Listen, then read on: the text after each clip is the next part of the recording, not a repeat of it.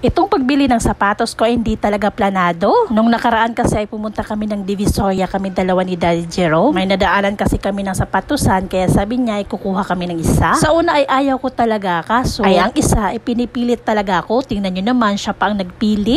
Alam nyo, madami na talaga akong mga gamit sana noon pa. Pero lagi kong tinatanggihan kasi nga, kaysa ibili pa ng gamit ko, ay ikain na lang naming tatlo ng aking anak at partner ko. Kapag nanay na talaga tayo, iba talaga yung ating mindset na. Sino nakarelate dyan? Hindi ko lang sure kung 169 ba itong napasukan naming mall. Kasi nga hindi ko nga expect na bibili nga kami dito. Kasi ang alam ko ay mag-ikot-ikot lang talaga kami. Ang ganda ng mga sapatos nila dito mga mamshi. Ang naalala ko lang nasa entrance lang ito malapit. So ayan, nagsusukat-sukat na ako.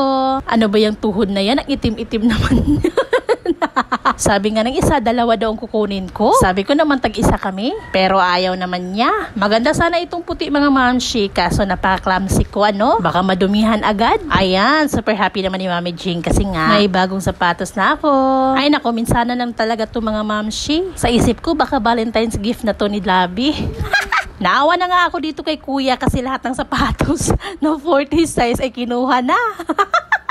Tapos isa lang palang bibilhin eh, no? Maganda na itong brown mga mamshi. Pero sabi naman ng isa, isukat ko lahat para matingnan kung saan talaga yung gusto ko. Maganda rin itong navy blue na sinukat ko ngayon mga mamshi. Ah, diba? Ang ganda. Pero iba yung kinuha ko mga mamshi. Itong kulay beige. Ayan, ang ganda niya mga mamshi. Pang alis-alis lang ba? Ang ganda niya sa paa mga mamshi. Ang lambot. Bakit naman ang itim ng tuhod ko dito? O sadyang maitim lang talaga ako.